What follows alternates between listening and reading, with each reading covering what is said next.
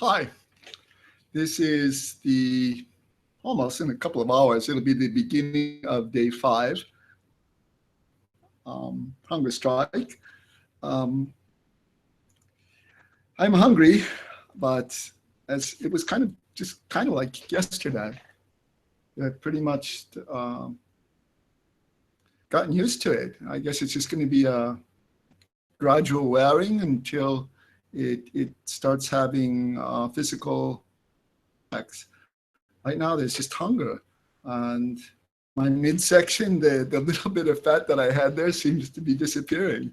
I was having trouble getting rid of it in the gym, but it's coming along really well now. That's actually funny. Um, it's looking at something very tragic in a humorous way. But we have to keep our spirits up, and there's nothing wrong with laughing at oneself. So, what are we going to talk about today? Probably a lot and probably not so much. I would like to make another personal statement before I get started, though, is that I guess it was probably nearly a week ago when I started to do this, a little bit more, maybe a week and a half. One of my friends told me, he said, Roddy, why don't you just disappear quietly? Suicide is not a bad thing. Just do it quietly, and the authorities will pick it up, pick the mess up. And I thought, I have thought of suicide before. It's not the first time. I've been in very difficult situations before, but I've always been able to maintain the hope. Friends I've spoken with, they've encouraged me, and somehow I found a way out. And it's been good in the past, but this time I don't see the way out. I've really worked hard to overcome the job market, and it just won't let me. Today, by the way, I got a call from Saudi Arabia, and the first thing that the fellow said after his small introduction was, "I have a job offer for you," and I was so shocked. I was nearly in tears. And then we spoke for a while. And then as it was nearing the end of the discussion, he said, I have one question for you. And his question was, how old are you? And I said, I'm 66. And I said, that's probably going to create a problem for you, because the last I looked, the current age restriction for foreign teachers in Saudi Arabia is 58. I explained to him that I'd spoken to the vice president of King Khalid University in Abha, and he said that, yeah, it's going to present a problem. Left Saudi Arabia, that I spoke with the vice president, and maybe that's the reason I was being called, is because of that interview. I'm not really sure. I didn't ask, I didn't inquire, because I know kind of how Saudis work. They work behind the scenes, and when they've got an idea, they come out with it. So he said that he would discuss the problem with others, but he was not very promising. And I don't expect anything to come of it, but just the fact that I was called really excited me. It told me that there's still a chance, this still might work out despite your resistance to donating to my cause. At least there are other people in the world that are interested in me. Well, so much for that. I've decided to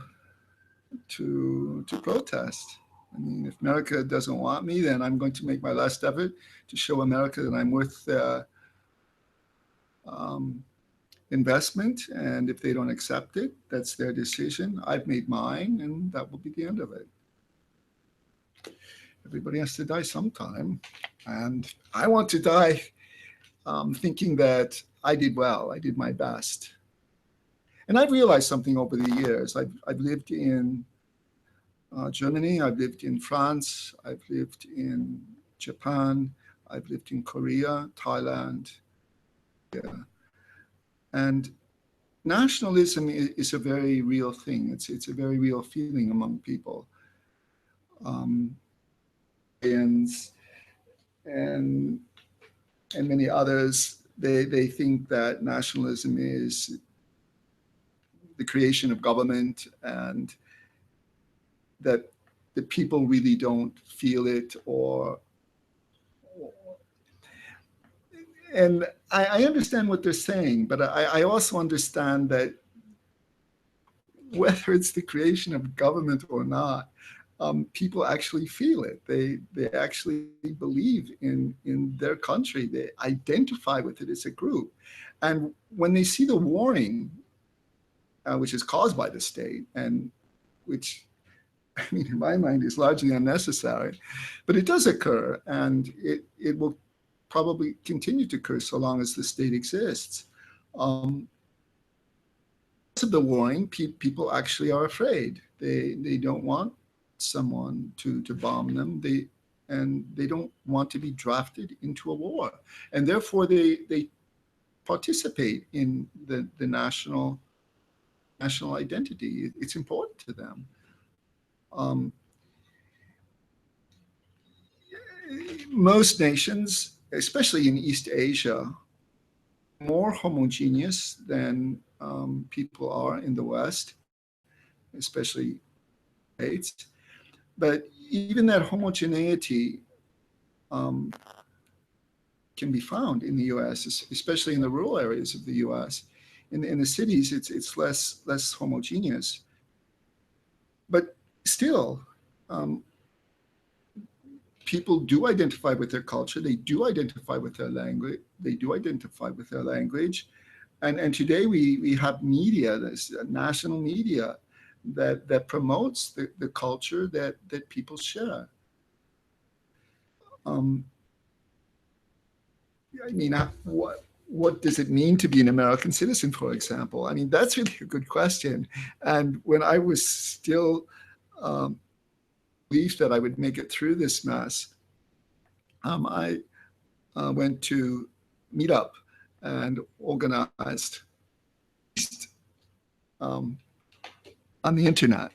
And then I realized that I really don't want to finish it. I don't want to go through with it because I didn't know whether I myself would be able to get through my current situation. So I didn't actually form it. But the purpose of the meeting was, what does it mean to be American?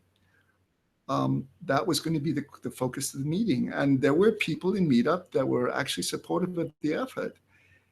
Because I really wonder if Americans know what it means to be an American.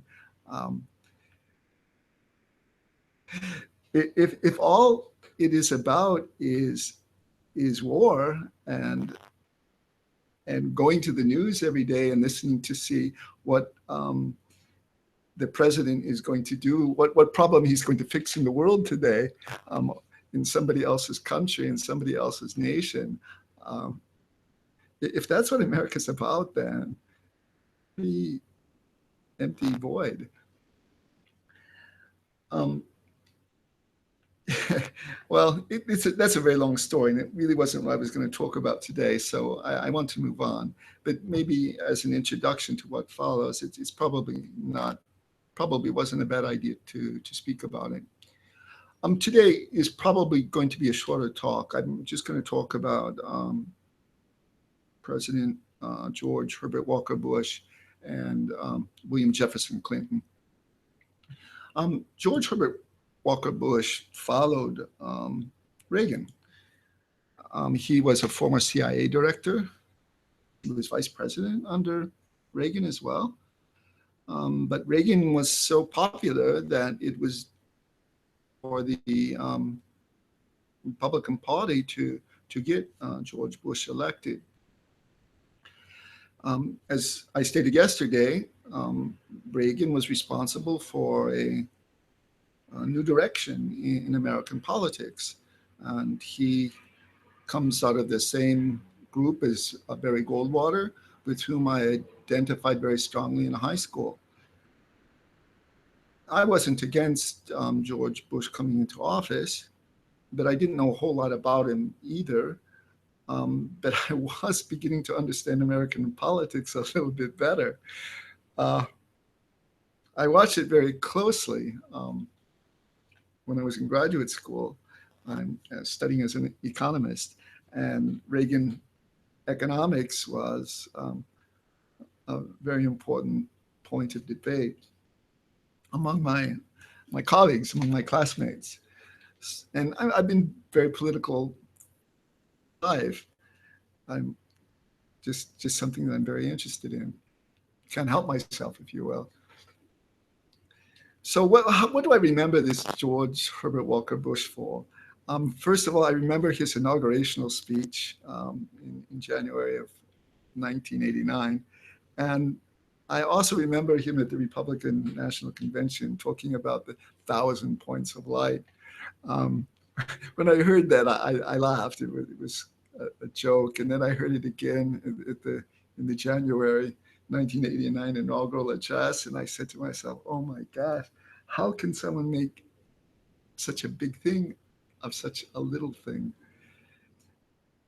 And the idea is that you have all of these little Republican followers. You have this herd of people that follow their leader. They elect their leader. Well, they do, but they don't. I mean, the Republican Party, just like the Democratic Party, they appoint who they want to have elected, and then we, the people, are given the opportunity to choose among the people whom they have selected. And is what I thought about when I listened to George H.W. Bush's um, talk about the 1,000 or mention of the 1,000 points of light in the Republican game. We somehow believe that Republicans are better than Democrats because Democrats have all of these entitlement programs.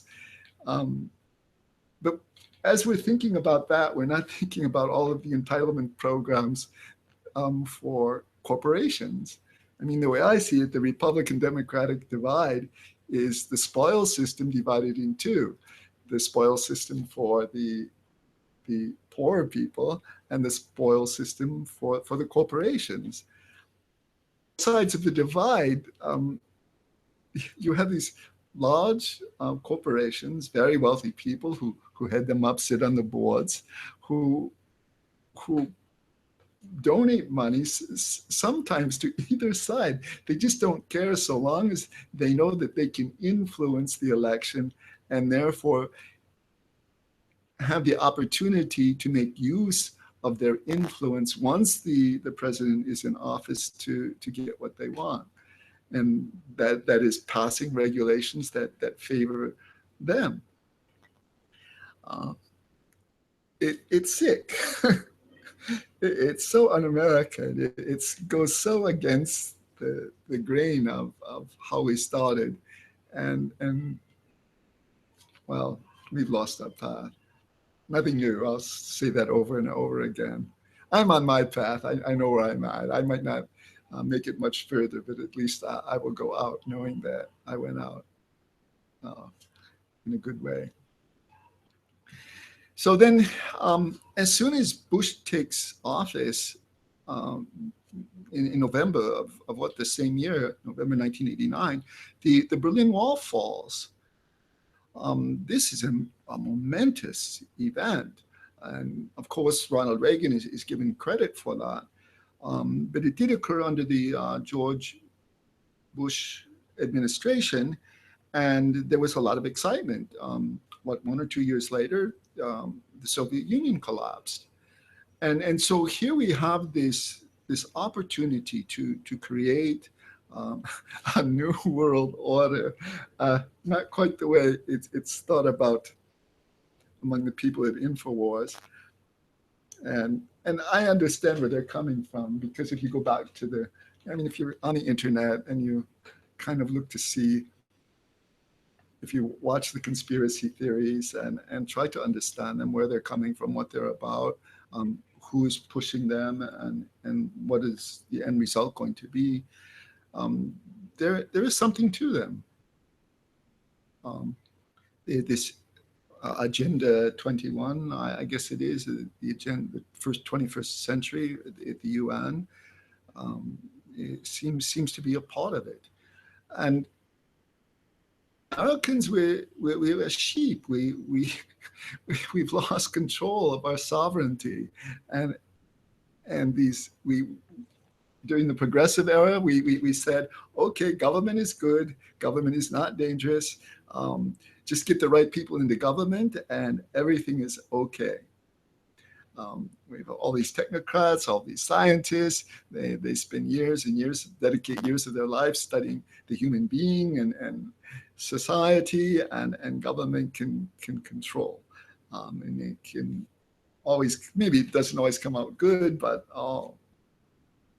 it's better than us. We're stupid. We don't know anything. We can't take care of ourselves. We're irresponsible, and the government will take care of us. I mean, this is the philosophy. It's just so foreign. It's so alien to the American heritage. But you're proud of it. I mean, you actually applaud it. I'm an American citizen, and when foreigners, immigrants come to the United States, you greet them with open arms. And most of the foreigners that I've met since I've been in the United States, since I returned in the spring of March of 2015, they tell me they're very well treated by American citizens, and some of these people are from Pakistan. Some of the people are from Saudi Arabia. My students on Cambly were most of my students, in fact, over half of them were from Saudi Arabia. And probably 50% of those are living in the United States. And most of them have good things to say about Americans. But here, what is it? It's Americans saying, we're proud to be American, we're happy to have you in our country, and it makes us feel good because others are coming to us, right? Well, see how well we are liked overseas when you go to them, because when we go to them, the empire, and we're stepping on their turf. And as a result, this is something I learned when I was in Saudi Arabia, done before I went to Saudi Arabia. It's just that when I was in Saudi Arabia, I really wasn't of the culture. And part of the reason for that, or the biggest reason for that, well, there are two reasons. The first reason was that Saudis are Muslim, and they're very strong Muslims in general. They do have kind of a split personality in their culture, what I call the Saudi of the thobe, and then the Saudi of the jeans. And they're the same Saudi, but they have two mindsets. When they put on their thobe, their white robe, they're very religious. They think of family. They're very close to their nation. Not all of them, but most of them, at least of those that I know. And then when they take their thobe off and they put on their jeans, then it's Western culture. And they like all of the things that we like. A lot of them want things that we have that they can't have because of certain cultural restrictions, but they do enjoy an awful lot of what we have in the West. For many of them, they enjoy it much better than even do Americans, because a lot of Americans are very poor. And that's another point that I wanted to bring out is that when I returned from Saudi Arabia, I had $20,000 worth of gold and $10,000 worth of cash. This put me, statistically speaking, I was wealthier than 40% of all American citizens. And this wealth was accumulated. I saved dearly while I was in Saudi Arabia because I knew that I would have trouble coming back. I didn't realize I was going to have so much trouble. But yeah, well, that's sad. I don't want to do a lot of thinking about it. But the point is, within 3 or 4 years, I had accumulated more wealth as a person than 40% of Americans. So how are Americans living? How are they surviving? They're surviving, this 40%, they're surviving off the spoil system. The US government is taking from those that work. I mean, you today's Monday, right? You went to work. You've got 4 more days before your work week is over, and you will be really excited about the weekend when it comes, right? You sacrifice every day of your, most every day of your life, trying to earn a decent living, only for the government to come take it and give it to someone else. Of course you resent that, and there's no reason that you shouldn't. But then those someone else who are getting these entitlements, who are getting this free money, this free existence, they realize that they have the right now to demand more and more.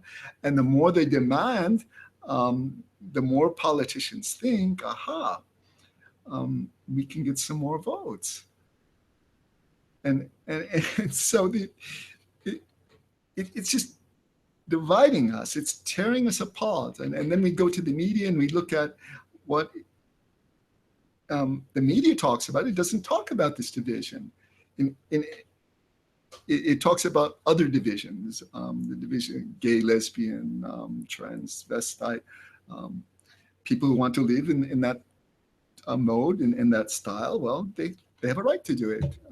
But should that be a reason for Washington, D.C. to enter into it? I mean, what business is it? And why should anyone care? Why should someone be marching in the street to say what they do in their bedroom? I don't get it. I mean, if I think about it for a little while, I can probably figure it out.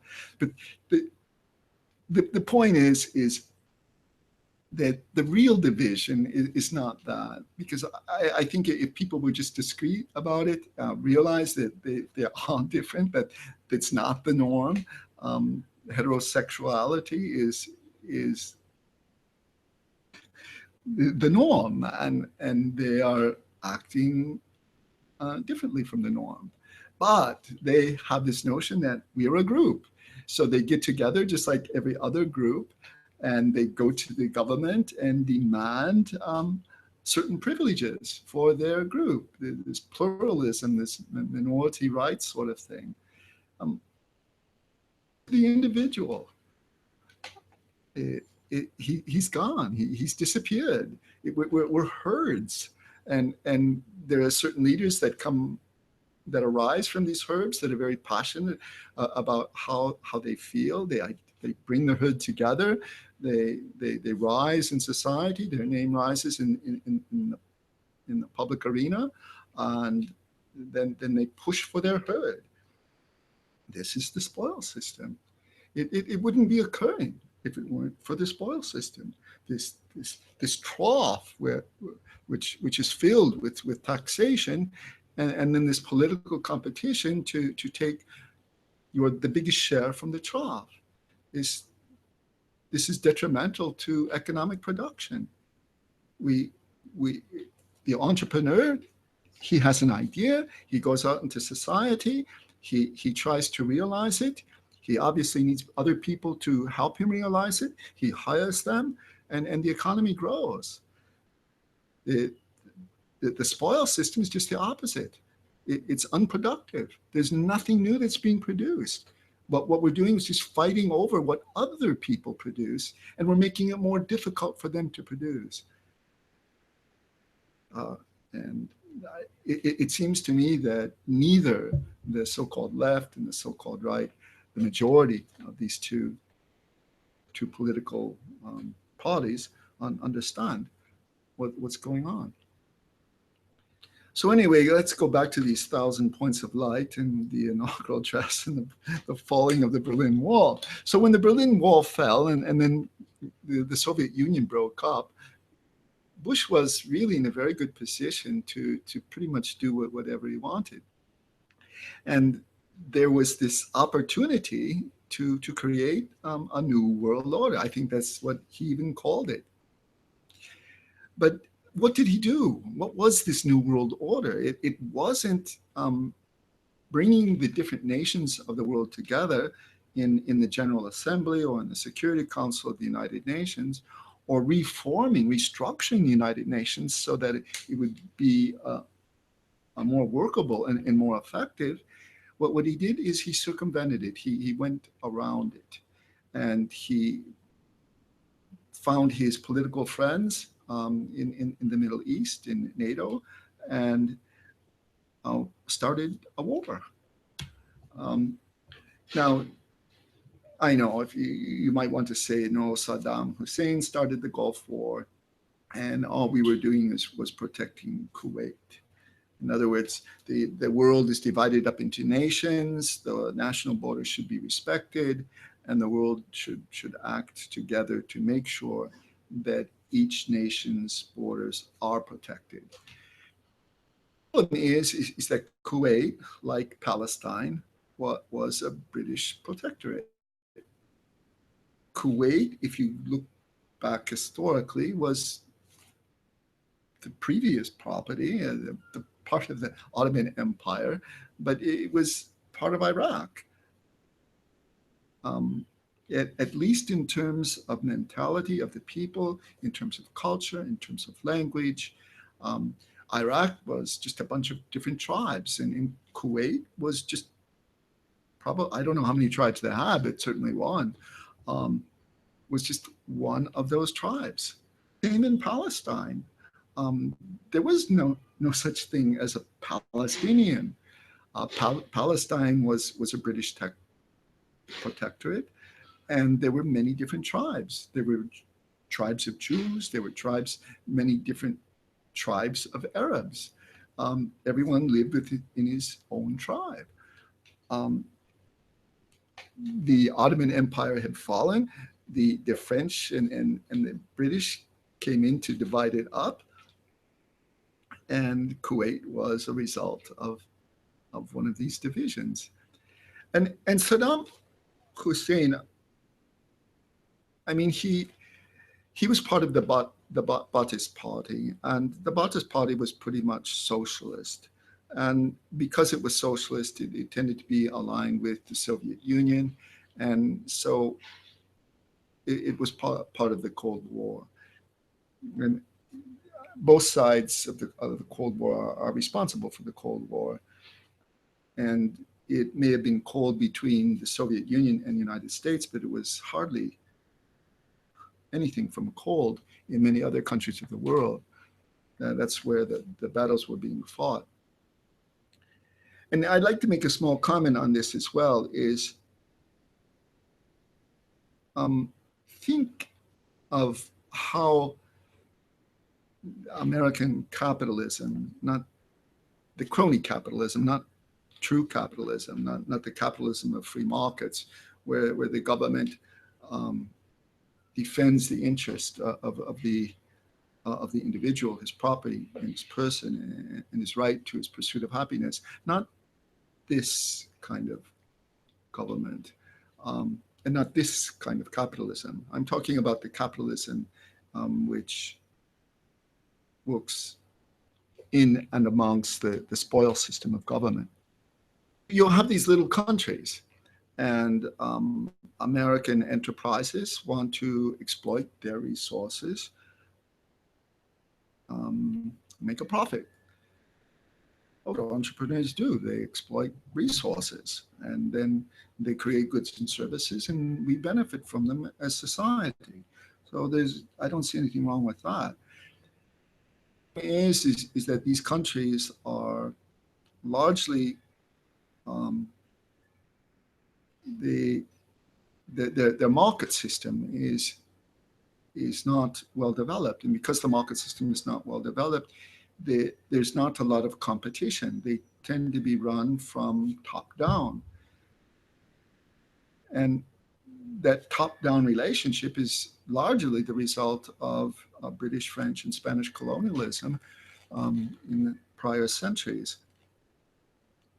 So what do these large corporations do? They go into these countries, they pay out money. I mean, a lot of the corporations are worth the entire national output of some of these smaller countries in which they involve themselves.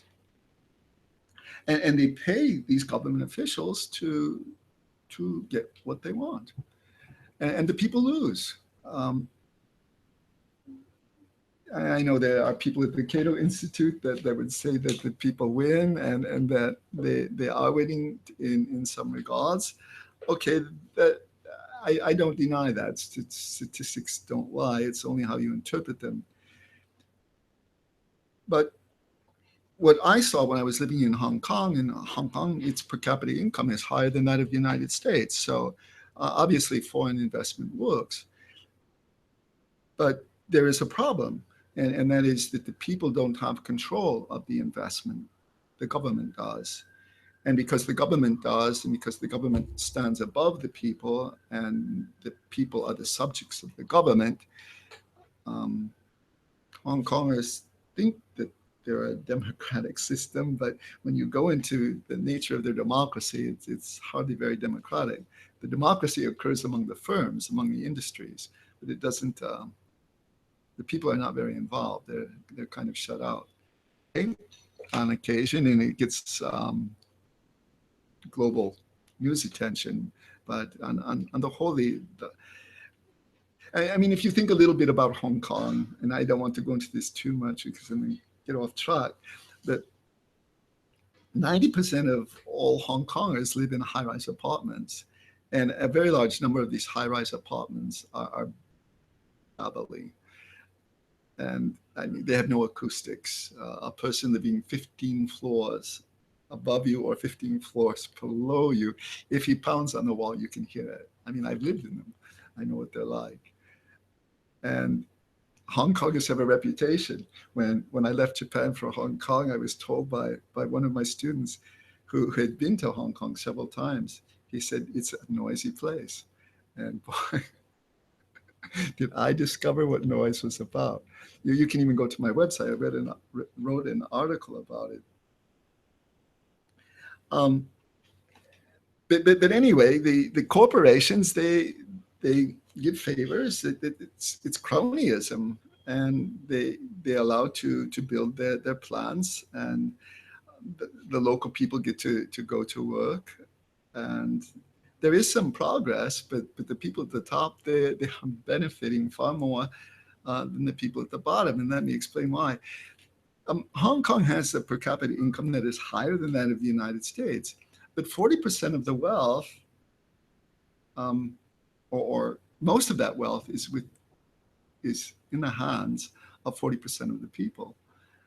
I mean, Americans kind of know that most of American wealth is held in the hands of a very few people, but at least there is still somewhat of a middle class in the United States. But in Hong Kong, what you have are two groups of people. You have the 40% at the top, and you have the 60% at the bottom. In the United States, probably it's 50% at the top, 50% at the bottom. It's a little better, but not a whole lot. But you can see the division in the way that people live. Well, so that's one side of it. That's the American side of it, is that corporations go to smaller countries. They pay off politicians. They're allowed to set up shop, and then they kind of do what they want. To the extent that that the people benefit from it, depends upon the corporation and its relationship with the people in government with whom it nurtures these ties. And the ties that are nurtured are, they engage in things that would never be permitted in the United States.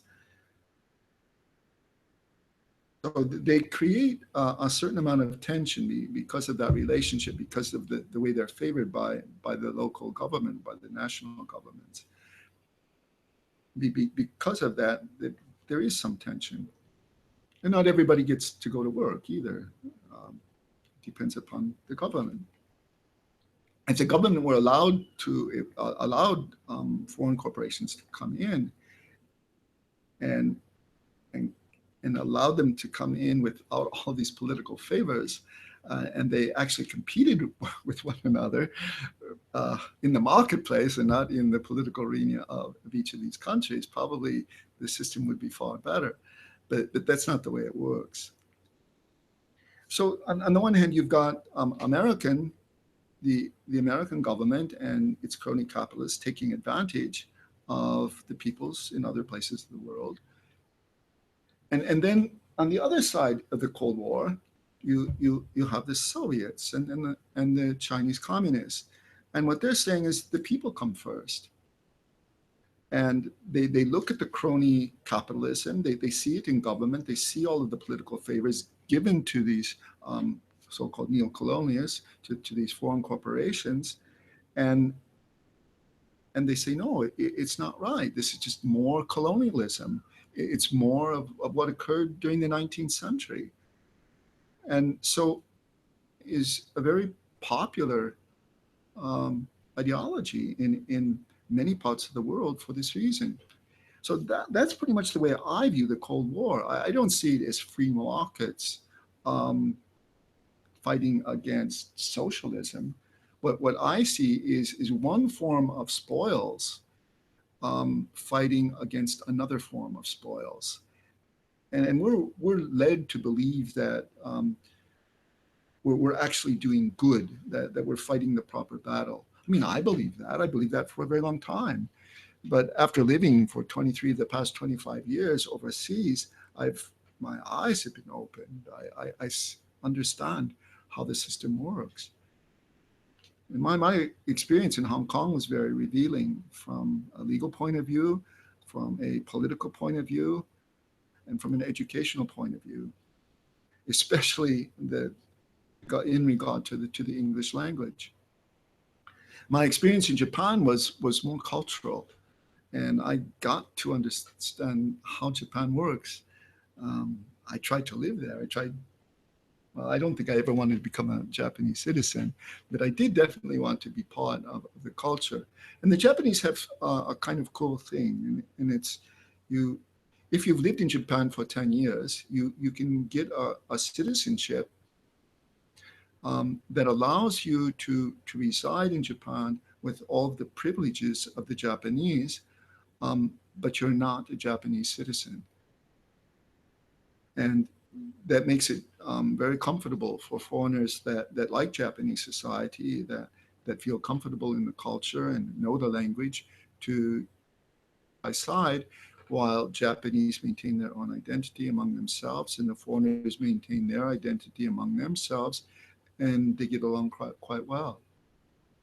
One thing I didn't like about Japanese society, and this is probably because of my American roots, is I didn't want to go over that line where I would be so Japanese that I would be making it difficult for foreigners to come in the same way that Japanese did to me.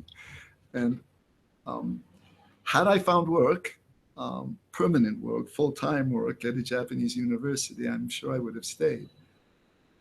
Japanese culture it's very homogeneous. You know what to expect from other people, from strangers when you meet them. It's very different from the United States. And you never know what to expect. You can say hi to someone in the United States and they'll turn around and say, fuck you. It's just weird compared with Japanese culture. But anyway, so I was brought up with the Cold War ideology, and some of my Japanese friends, probably my best friend, was in fact very in favor of Western capitalism, free markets, and the Japanese government and the American government have a very good relationship. Americans are very cruel in the way they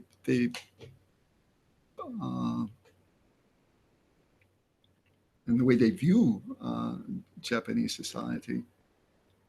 But most Japanese, they like American society because it is very different than theirs, and they like the American lifestyle. But anyway, I don't want to get into that too much. I just want to say that Japan and Hong Kong are very, very different, and that the Cold War, it was not so much about free markets and socialism as it was about who is going to control the spoil system. So that's what empire is about. So when George Bush, he was doing really well, and Kuwait was formerly just a tribe like all of the other tribes in Iraq.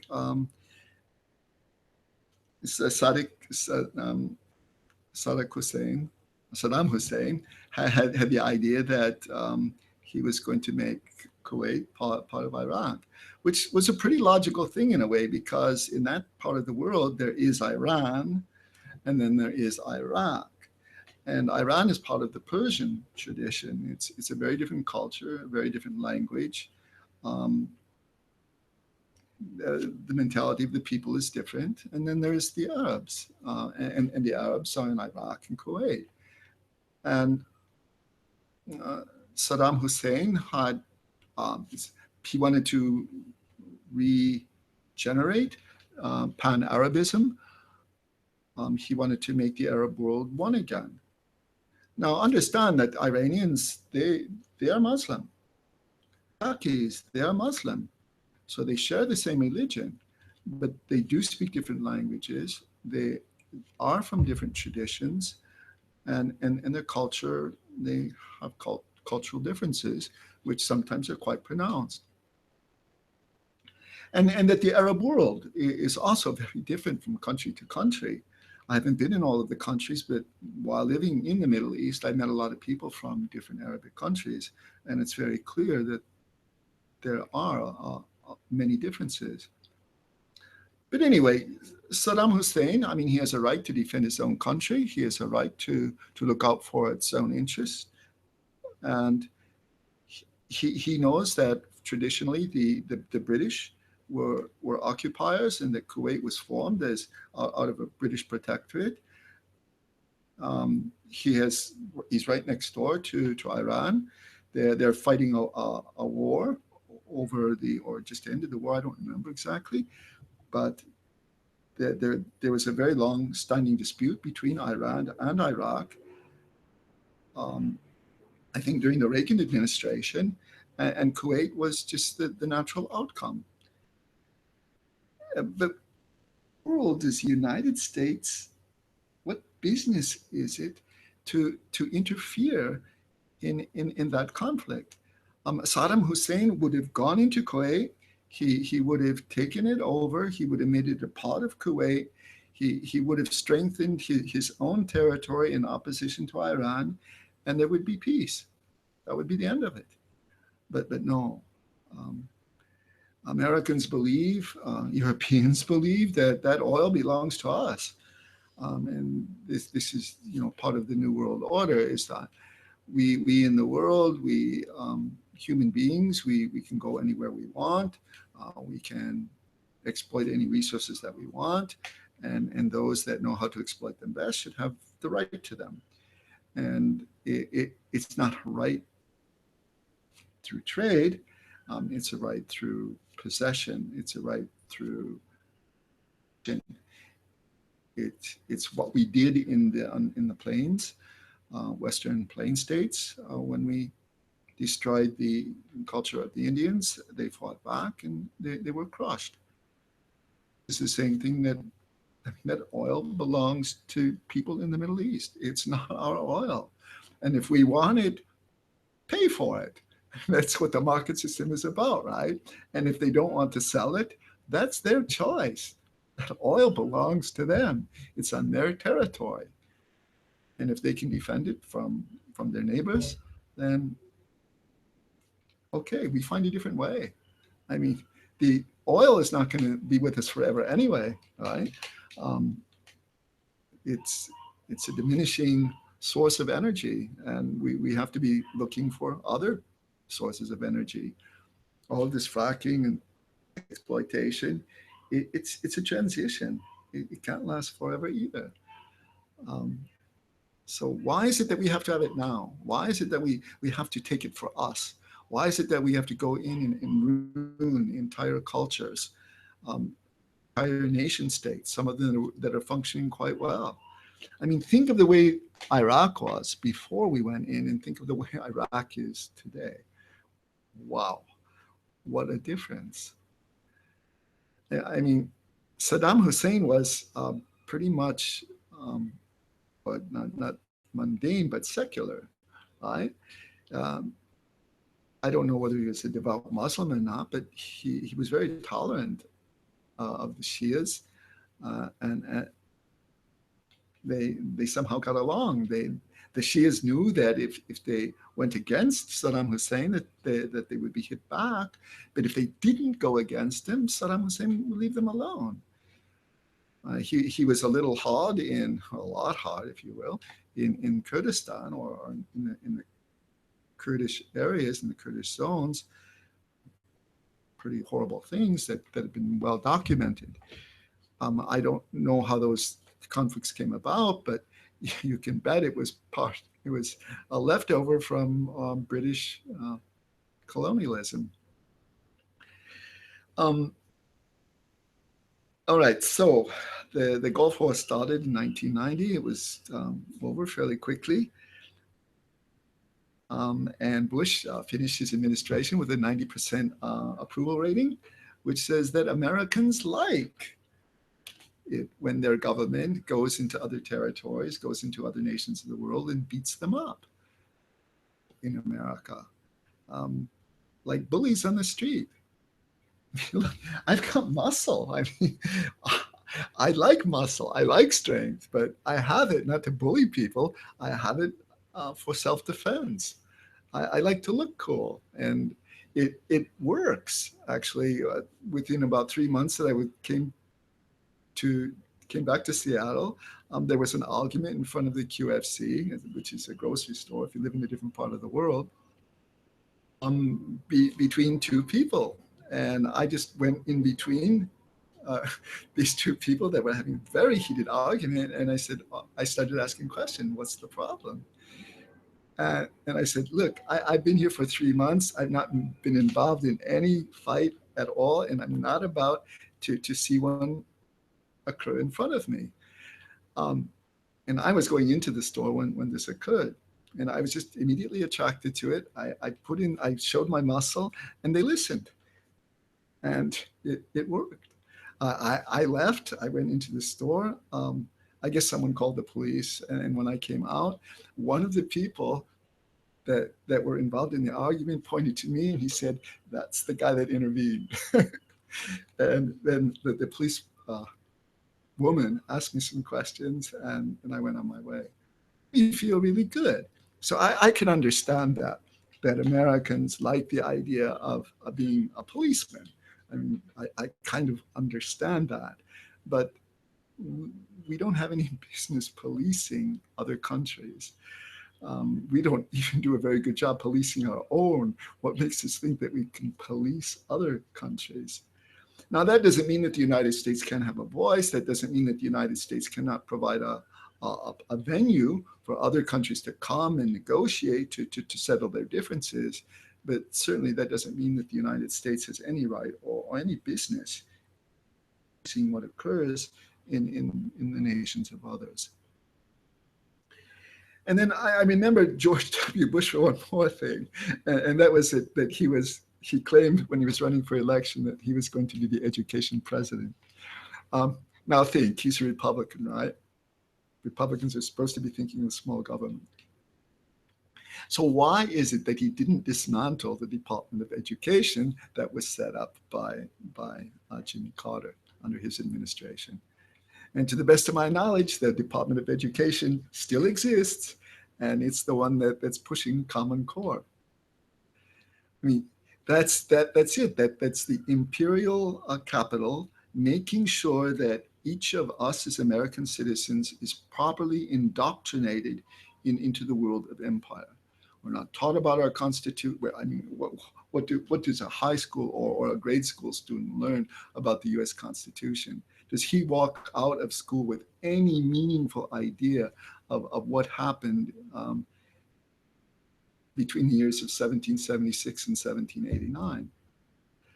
Let alone how the Constitution was interpreted for all of the years that followed.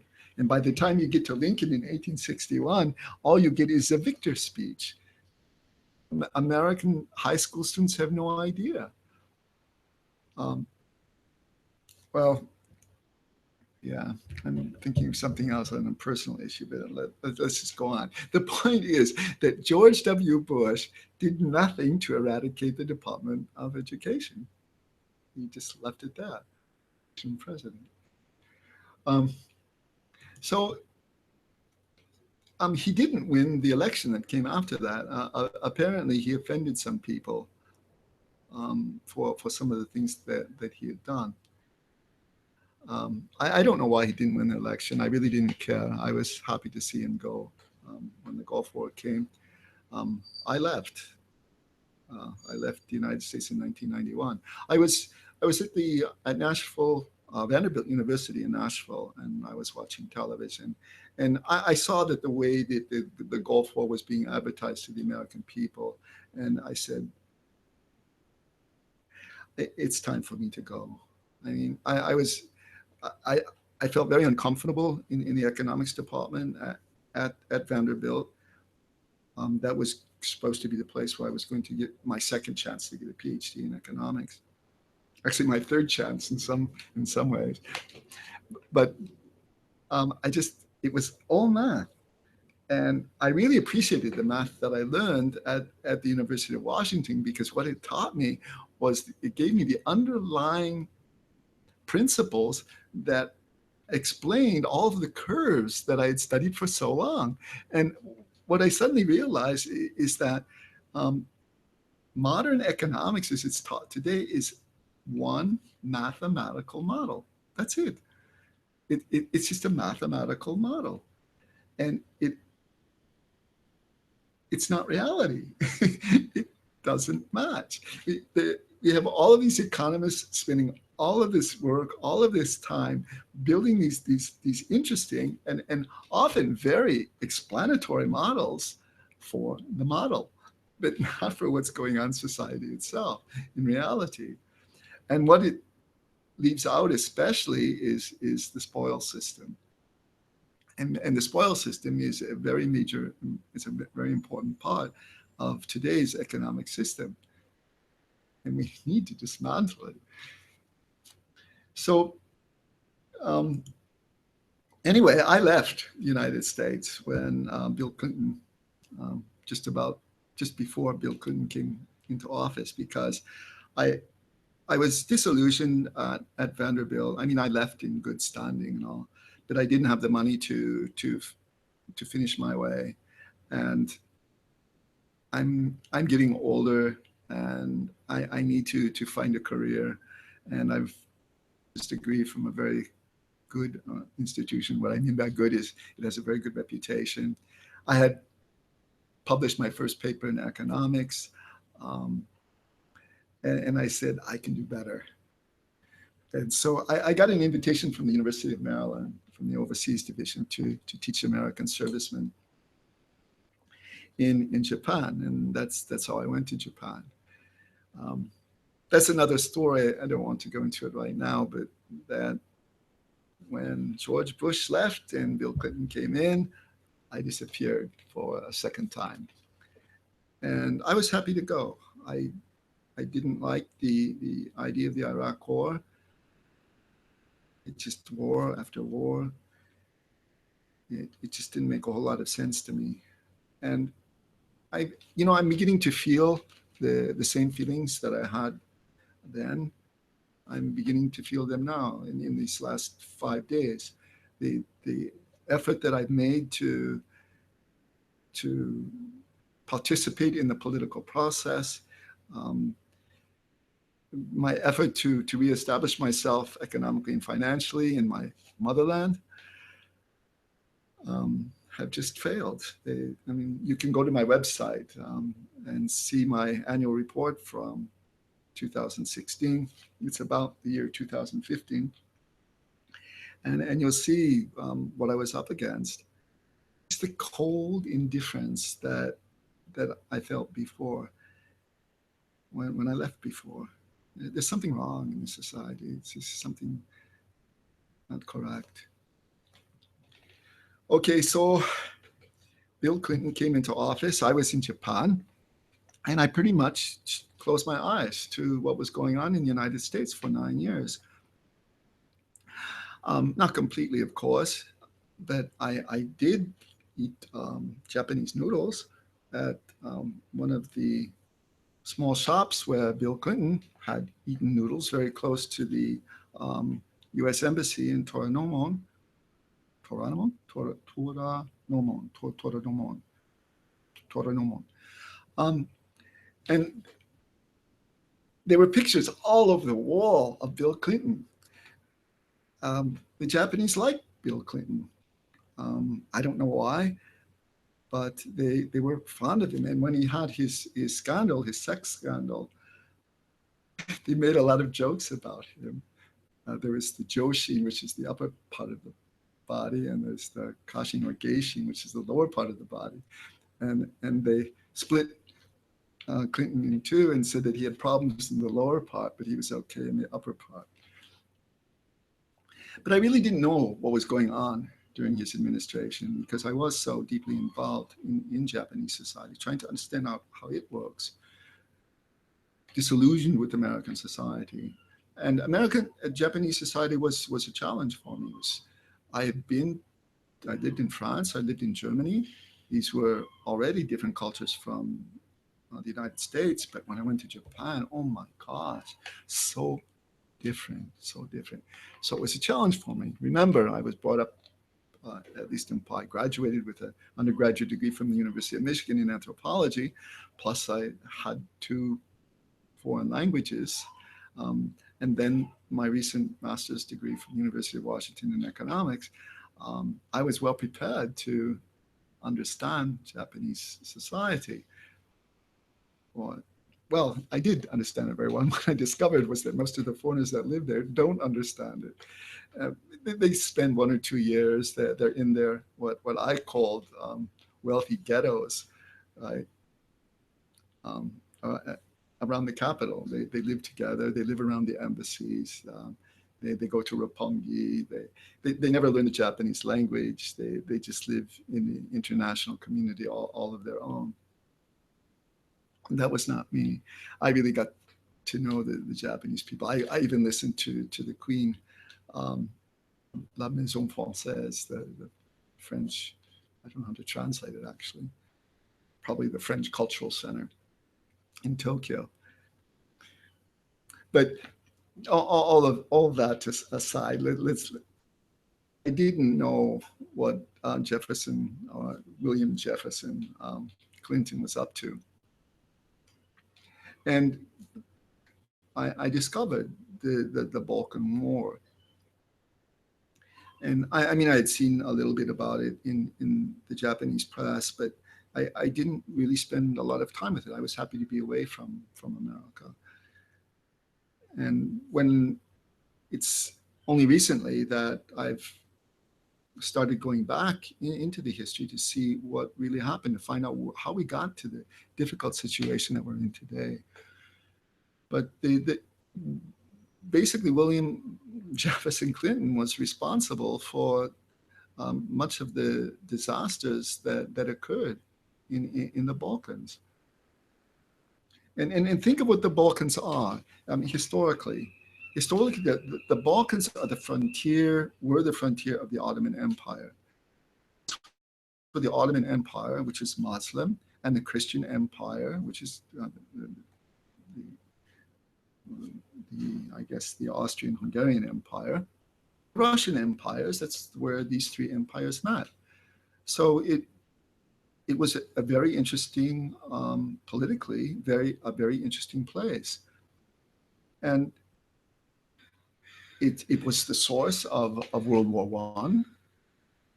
What in the world did the United States? How did it even become involved in World War I if it wasn't from economic interest of people who were well placed or had friends who were well placed in government? We had no business in that European conflict. But once we became involved in it, World War II, and now we're the global imperialists, the first global empire in the world, in fact. There have been many empires, but none of them have been a global empire as we are. So Americans just, just think, well, since we're the rulers, we're the imperial masters, we go wherever we want and we get whatever we want. And it's really easy today, right? Because technologically speaking, our technology is so advanced in comparison with those over whom we wield it. Drop bombs. If you do something that we don't like, we'll send some aircraft over to visit you, loaded with virulent weapons. And because if you don't, if you don't abide by what we say, we will just bomb you into smithereens. That's not American. That's not what we were founded on.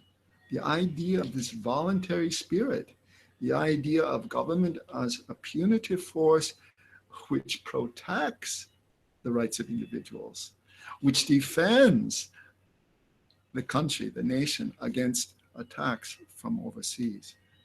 It's not this aggressive force that goes overseas to impose its will. But this, where we have it,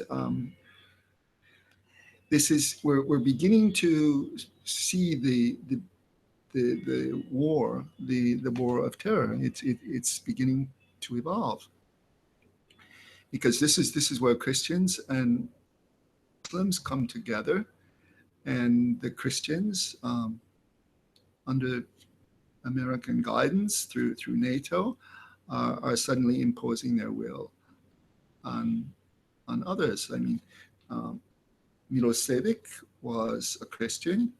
The head, the main church, the capital of the Serbian Christian church was located in Kosovo. Kosovo was a province of Serbia. It was primarily Muslim. And just like the Soviets wanted to take Berlin because it was this island in their territory, so too did the Serbs want to take Kosovo. How is that our business? I mean, all right, there were some really bad things that were happening. There were some massacres, and there was this sort of ethnic thing called ethnic cleansing. And the idea was to drive people out so you could take their land. And if people stood in the way to fight because you were trying to take their land, if you were more powerful, you just destroyed them and you took their land. It's the same thing we did in the plains in the United States. And more importantly, and this really bothers me, is that this is what Israel did. And this is the nation that we are defending in the Middle East as this great democracy. 600,000 people became homeless because of this conflict in the Balkans.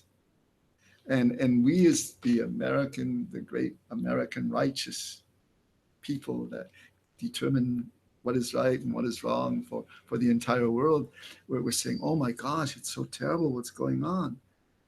And why this is happening, the same thing has been happening in Israel since, 1946? But we don't say anything about Israel, nothing. Why?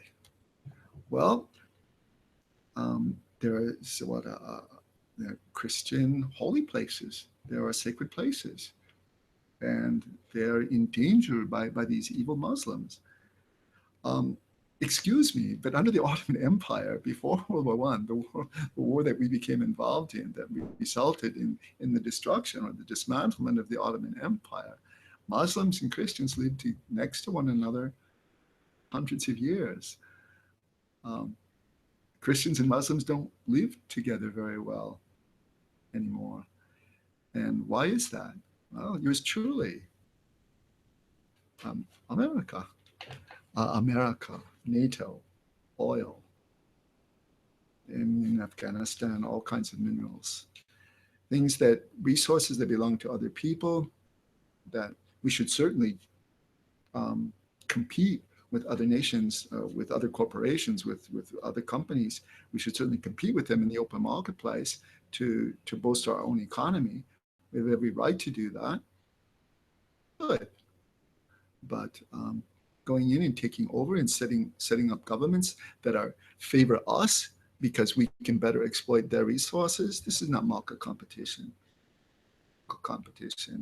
This is the spoil system. So, I mean, what happened in the Balkans was a mess for Clinton, and he eventually left. But there was something else that was going on during the Balkan War, and that was the attack on Osama bin Laden. Osama bin Laden was, like many people, against American colonialism. By this time, it was the Israeli state of Israel was set up in 1946. By 1998, we're looking at 50 years. I'm getting to like the number 50. It's a half century, a little bit younger than I am. But Israeli state had been causing all kinds of trouble.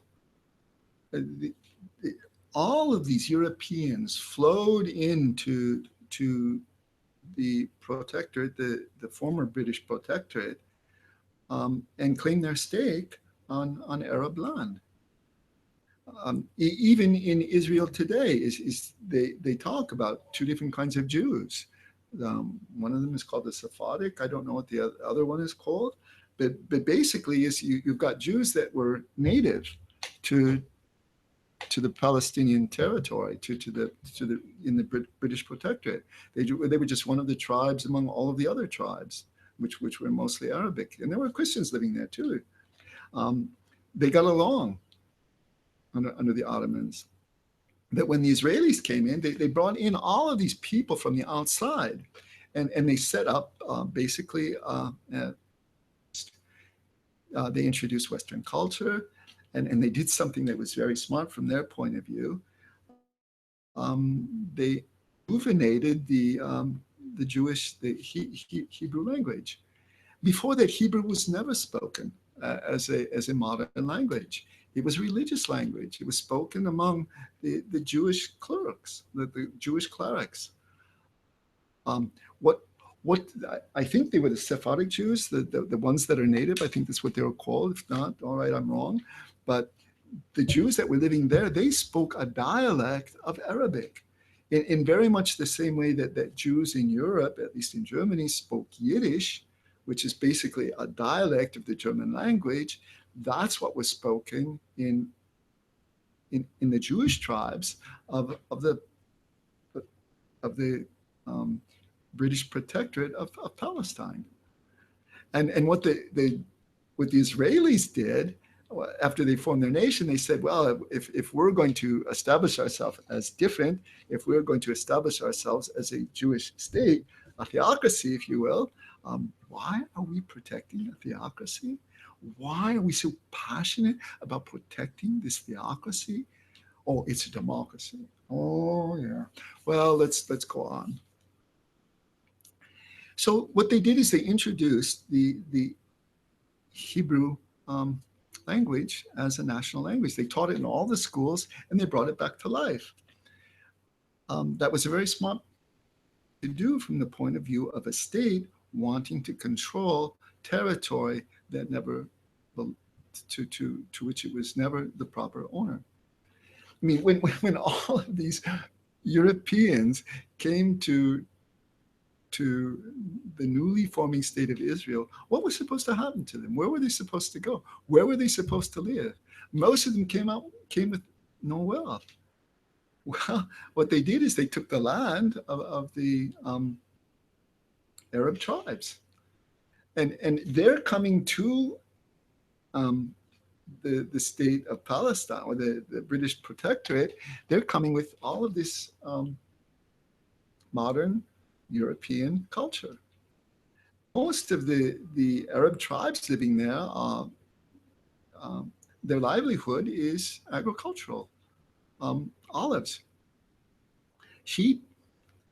Um, and there were cities there as well that the Israelis just took over. I don't know how big they were, but they were pretty. I mean, they had a market culture.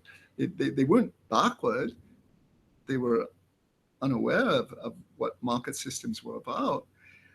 Um, but they were primarily an agricultural society, and it's just tragic what happened. I want to talk about that later more, but I want to finish here with Clinton. The thing that happened parallel to what was happening during the Balkan War, and that is Osama bin Laden. And Osama bin Laden was just protecting. I mean, maybe he's the Geronimo, if you will, of North America. Osama bin Laden was the Geronimo of Arabic culture, Arabic society, Arabic lands. Um, the difference between him, I think, and Geronimo is that Geronimo was actually tied to his own tribe, where Osama bin Laden was this loose cannon who was receiving money from specific interests in the Arab world. But he was a renegade, Osama bin Laden. He was a criminal, and that's the way he should have been fought, as a criminal. But that's not the way he was fought. Excuse for the imperial master to go in and trample the rights of others for our own benefit. So there was something that Bill Clinton did because of Osama bin Laden's. It was determined that he was responsible for, I think, 2 attacks, embassy attacks, one in Kenya and one in Tanzania. He should have been punished, but he fled. Well, if a criminal flees, then he escapes. And does that mean that we have the right to go into someone else's land to chase him? We can't even cross. I mean, a state police officer cannot cross a state line to chase after another criminal. All he can do is say, we were chasing this person, can you help us out, right? If somebody commits a crime in Utah and they run to, what's a neighboring state for Utah, Nevada, then the Utah State Police call the Nevada State Police and they ask for help. The state police of Utah have no right to cross the state border. It's outside of their political jurisdiction. So what right do we have to send cruise missiles, Osama bin Laden in Afghanistan? Zero. And by the way, what was the name of this operation? It took place in August of 1998. What was the name of this operation? Operation H. That must have really tantalized. I get the word right? Tantalized our imperial officials in Washington. Operation Infinite Reach. Just think about that. America can go anywhere it wants, take anything it wants, do anything bad to anyone that it wants, and it's cool. Because if anyone objects, we just send more military, we just send more bombs, and we send more spies, and we'll destroy the society. We are really good at destroying other people's societies. I think we are masters at it. Nobody in the history of humankind has been as good at it. And why? Because we have superior technology compared to the technology of those over whom we dominate. And then, of course, we're the ones that know the difference between right and wrong. Because I feeling is that Americans have lost the notion of what is right and what is wrong. And right and wrong is just a matter of convenience. It's more like, do I choose a Pepsi or Well, I'll take the Coca-Cola today. I'll take the Pepsi tomorrow. If I'm a Republican, I'll drink Coca-Cola. If I'm a Democrat, I'll drink Pepsi-Cola. Why? The Coca-Cola truck is red. I'm a Republican. The Pepsi truck is blue. It's got a little bit of red and white in it. But it's mostly blue, and I'm a Democrat. Is the way we think of what is right and what is wrong in America. But when we go overseas, oh my gosh, what is right and what is wrong? Well, our culture is right, their culture is wrong. Then we have this Declaration of Human Rights. Yeah. Well, where does the Declaration of Human Rights comes from? It goes all the way back to the French Revolution, because that's where the Declaration of Human Rights actually came about. The French came into power, slavery was ended during the Revolution, and the Declaration of Human Rights was declared Paris. But that Declaration of Human Rights is a belief system. It's a belief in natural rights. Just like some people believe in God, other people believe in natural rights. It's a belief. And what right do we have? People who claim to be religious, we claim to say that anyone can engage in any faith in the United States so long as they follow the rules of law. It's hypocrisy what's going on in other countries of the world. The domestic hypocrisy, well, I could talk about that for a whole lot longer, but I just want to keep focused on the spoil system. And what makes the spoil system work from the overseas point of view?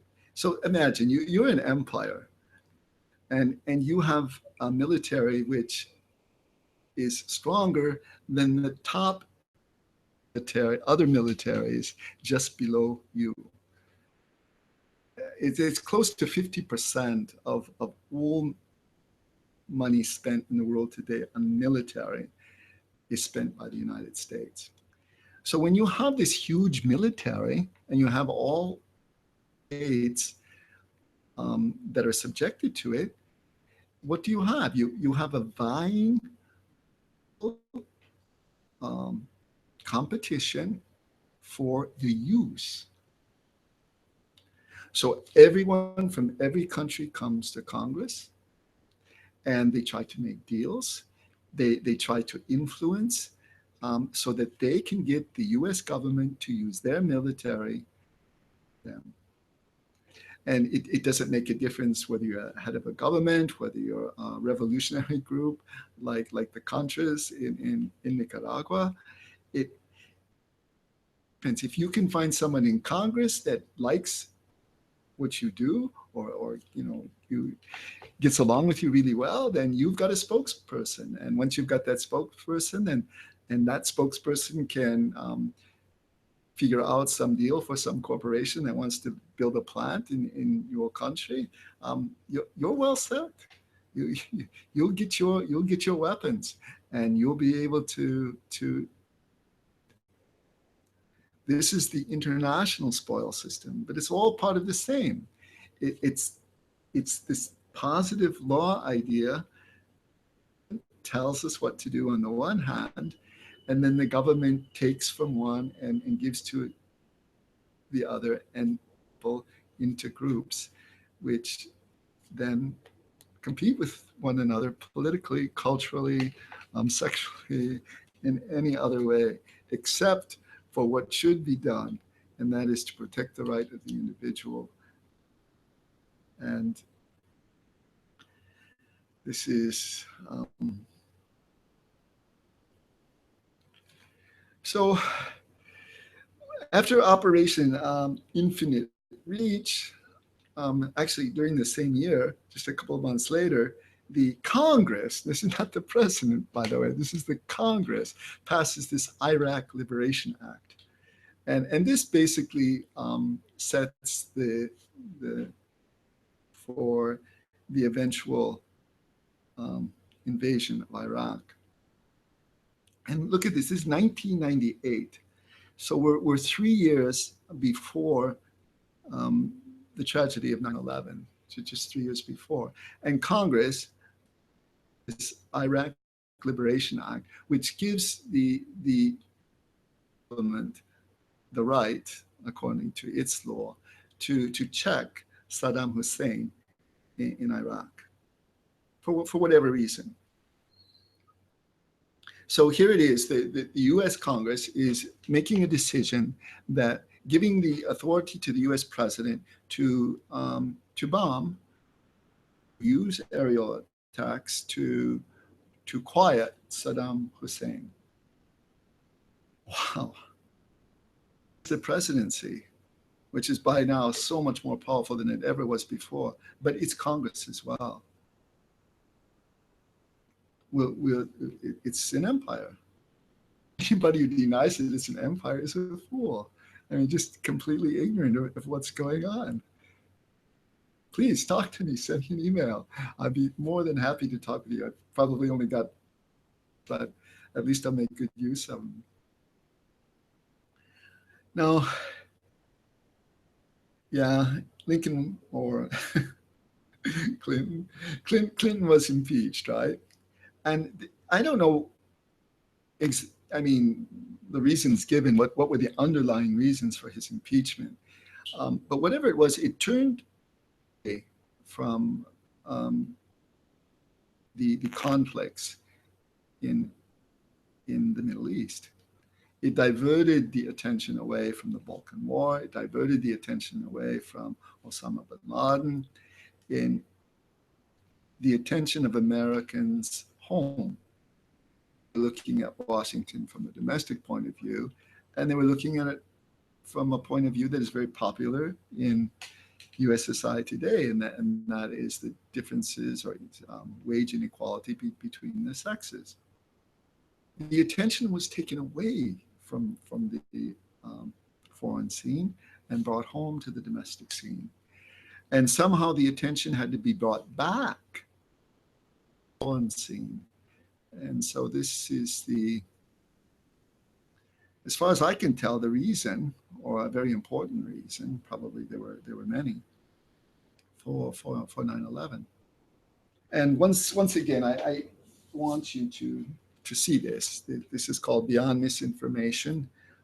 What science says about the destruction of World Trade Center buildings 1, 2, the Twin Towers, and 7. If you've not seen this, if you've not read it, please. It's 54 pages long and it is scientific, but if you read, say, the first chapter or the first paragraph and the last paragraph of each chapter, you'll get a very good overview of what it's about. And then dig a little deeper because it's really well done. That something else happened in New York on 9/11 and elsewhere than what we have been told. Okay, the one more thing I wanted to say, and then I will close, that I didn't finish, and that is about the Jews, the Arabs, and the Christians in Jerusalem. When the British protectorate divided, so that the Israelis coming from Europe could claim territory that didn't rightfully belong to them, except for under British foreign law. I don't want to call it law, let's say British foreign policy. Before that occurred, or when that occurred, Jerusalem was set aside. The city that would be international. And the reason for that was because of the holy sites. One of the most important, I think probably second most important holy site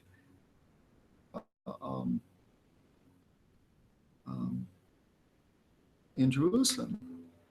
And then, of course, there are the holy sites for Christianity. And then there are the Jewish. And these three religions, and two of them are massive. I mean, the Christian religion and the Muslim religion, don't include China, surely includes 80% of the world population. These are very important religions, and they were there to share a holy site together. And then you've got this teeny little group of people called Jews. Religion suddenly made so important because the Israeli government decides that no, we're going to go against the UN resolutions. We're going to go against international, and we're going to take Jerusalem for ourselves. So in order to do that, the Israelis, I don't even want to call them Jews at this time, the Israelis, we're going to protect you. We're going to protect the Christian sites against the Muslims. And so this is where this religious conflict is renewed in the Middle East. I mean, Christians and Muslims have been at each other's throats, if you will, for a very long time. When there was peace between the Ottoman Empire, the Austrian-Hungarian Empire, and the Russian Empire. There was skirmish, but basically the world had been divided up in such a way that it was relatively stable. And then when World War I occurred, changed, and then the Americans became involved, something that wasn't their war at all. We haven't been able to recover since. But I mean, think about the Jewish religion, think about the Muslim religion, and think about the Christian religion. The Muslim religion is far closer to the Christian religion than the Christian religion is to the Jewish religion. But yet we speak of this Judeo-Christian. Now, the Muslims came much later, see Jesus Christ as a prophet, Muhammad as the final. They see Jesus Christ as a prophet just before Muhammad. Now, does that mean that Muslims are going to purposely destroy holy sites? Obviously, Christians believe differently about Christ than do the Muslims, but Muslims in their own faith still revere Jesus Christ as a prophet. Now, think of the relationship between Jesus Christ and the Jews. The Bible is divided into two parts, right? The Jewish part, which will teach you a whole lot about culture, and the New Testament will teach you about the Christian religion. And this is the divide. And if you look at what is it? It's like the Hadith of the Saudis. It's like the Hadith of the I'm not even thinking of their name because I don't like becoming involved in it because it's just so distorted that sometimes terms that are typically used in American discussions about religion in the Middle East, they just turn me off that I can't even think of them. But I have thought just with a little talk, the Wahhabist, right? Which is an addition to, which is their holy book, it's their Bible. And that's what makes them different from the way the Shias and the Iranians think, is they have this Hadith. There's a book written after the book. And the Jews have the same thing. The Jews have the Torah, which is their holy book, but then they have this whole another set of books, which is much larger. With read, I mean, I don't know Hebrew, so I can't read it. And I'm always very distrustful of translations. I've translated myself, so I know what goes on in translation. I have read in English. I guess it's called the Talmud. Read something, search it on the internet, and explore the Talmud, and then explore the Quran. not the Hadith, but the Quran. And what you will see is that the Quran is far closer to the New Testament than the Talmud will ever be. And the Torah in the Old Testament and, Christ, and Christianity, this is culture. This is history. It's far less about religion than it is about culture and history. What makes what makes Israel so popular in the United States, besides all of the Israeli propaganda through Hollywood, and the strong influence on Congress through a few very wealthy Jewish Americans. But besides that is the Israelis, because they imported all of these Europeans to Israel, culture. And so we identify with their culture from a distance. But it has far less to do with religion than it has to do with culture. All right, that's all I want to talk about today. All I have to say is I've never experienced a hunger strike before, and talking is kind of an easy thing to do. It doesn't take a lot of energy, but I'm having trouble when I go to get my coffee at the local coffee shop. No cream, no sugar. I'm now having trouble walking up the hill, and that shouldn't be. It just shouldn't be. But I'm a principled person. When you believe in your principles, you've got to draw a line. So once again, I want to remind you of Patrick Henry. He's the one who said, "Give me liberty." Well, give me true charity, charity from your heart, not charity that's charity given, the entitlements given by people that use government to steal for them on their own behalf.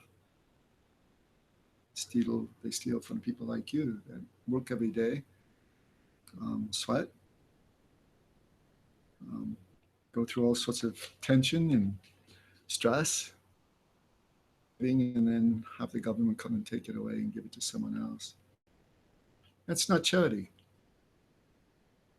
System. All right, see America. One retweet today. One.